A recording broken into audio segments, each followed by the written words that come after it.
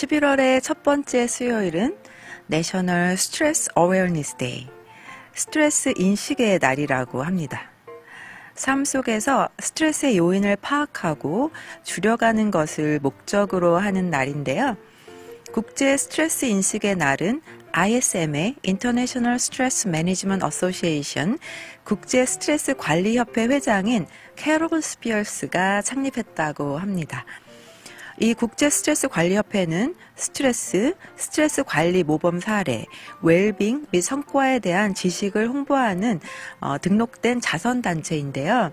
연설가이자 상담사, 작가인 캐롤 스피어스는 스트레스에 대한 대중의 인식을 높이고 사람들이 개인 및 직업 생활에서 스트레스를 인식, 관리 및 줄이는 데 도움을 주기 위해 이 스트레스 인식의 날을 11월 첫 번째 수요일로 만들었다고 합니다. 일주일 중 월요일 다음으로 가장 많은 스트레스를 받는 날이 수요일이라고 해요. 아마 화요일은 월요일에서 벗어나서 괜찮고 목요일은 하루만 더 기다리면 금요일이라서 괜찮은데 중간에 낀 수요일은 일주일 중 가장 스트레스가 많은 날이라 아마 이 수요일을 스트레스 인식의 날로 정한 것 같습니다. 만병의 원인은 스트레스라고 하잖아요.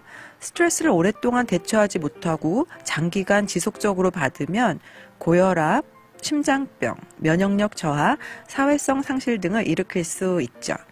신체적, 정신적 건강에 영향을 미치는 스트레스 요인을 식별하는 것이 참 중요한데요.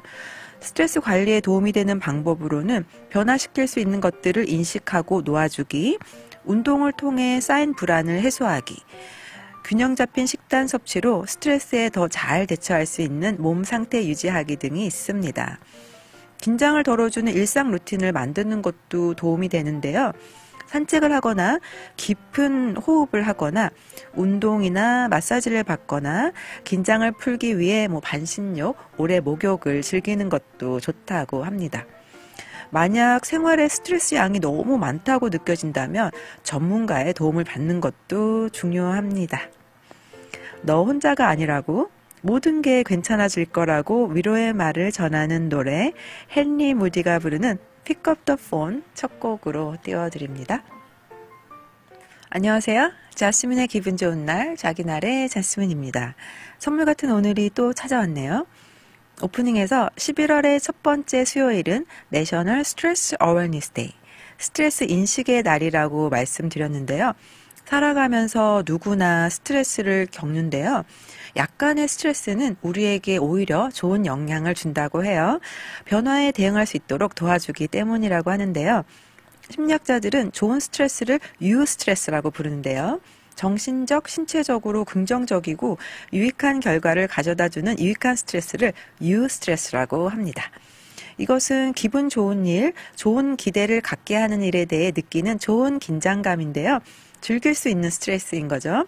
건강하게 오래 살려면 다양한 사안에 대해 긍정적인 유스트레스를 받도록 스스로 노력하는 마음 자세가 필요하다고 합니다.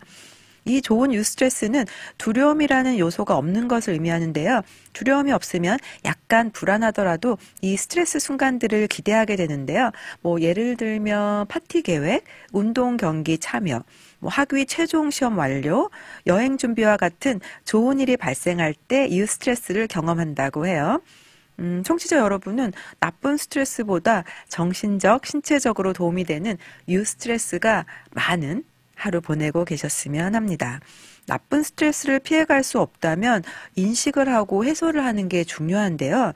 전문가들은 스트레스 해소의 가장 좋은 방법으로 규칙적인 유산소 운동이나 명상과 함께 편하고 깊은 숨쉬기를 권장합니다. 자신에게 맞는 적당량의 운동과 명상을 하며 꾸준히 심신을 다지고 체내에 쌓인 독소 스트레스를 몸 밖으로 뱉어낼 수 있도록 제대로 된 호흡법을 실천하는 것만으로도 나쁜 스트레스를 최소화할 수 있다고 말합니다. 어깨를 쫙 펴고 심호흡을 크게 하면서 좋은 음악을 듣는 것도 스트레스 해소에 도움이 될 것 같은데요. 이 노래로 여러분의 스트레스를 조금 풀 수 있으면 좋겠습니다. 이무진의 신호등 띄워드립니다. 오늘 가지고 온 심리학 코너는 바로 귀벌레 증후군인데요. 이 귀벌레 현상 또는 귀벌레 증후군은 어떤 노래를 듣고 난 후 하루 종일 그 음악이 귀 속에 맴도는 것으로 마치 귀 속에 벌레가 있다는 것 같다고 해서 붙은 명칭인데요. 실제로 미국 신시내리 제임스 캘러리스 교수는 2009년 전 세계 인구의 98%가 귀벌레 현상을 경험한 것으로 나타났다고 밝혔습니다. 영국과 독일에서도 귀벌레 증후군에 대해 2011년에서 2013년 연구를 진행한 바 있는데요.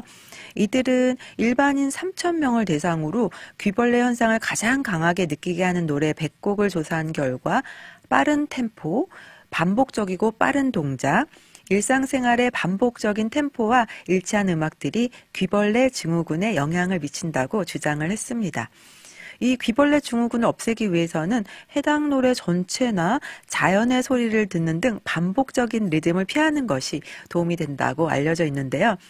한국에서는 이러한 귀벌레 증후군과 관계 있는 신조어로 여러분 뭘까요? 수능 금지곡이 있는데요. 이는 해당 노래의 가사와 멜로디 중독성이 강해서 한 번 들으면 계속 귓가에 맴돌아 수험생의 집중력을 해칠 수 있다는 의미에서 붙은 명칭이죠.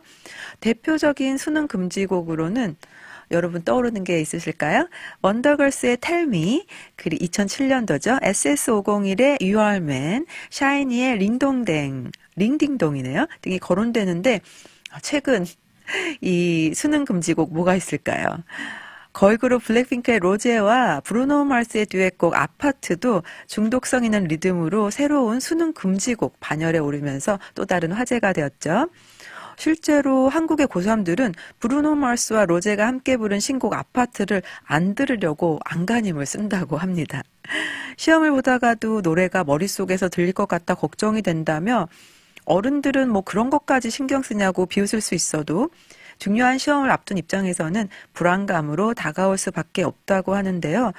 2025학년도 대학 수능이 11월 14일이더라고요. 이제 일주일 정도밖에 남지 않았는데요. 한국의 고3 여러분들 마지막 순간까지 파이팅 하시라고 이 노래 띄워드립니다. 부석순과 이영지가 함께 부르는 파이팅 해야지 지금 띄워드립니다. 박인분이 무인도의 디바 OST에서 직접 부른 Dreams Us 띄워드립니다.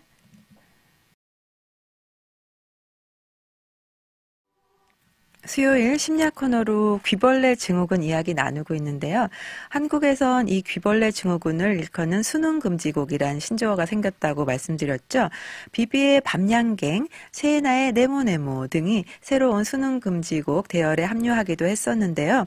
어떤 고3 학생들은 공부할 때도 대중음악이 나오는 카페는 피하고 조용한 스터디 카페를 이용한다며 유튜브 뮤직 등 음악 앱도 삭제하고 수능 전까지는 노래와 멀리하려고 한다고 말하기도 했습니다.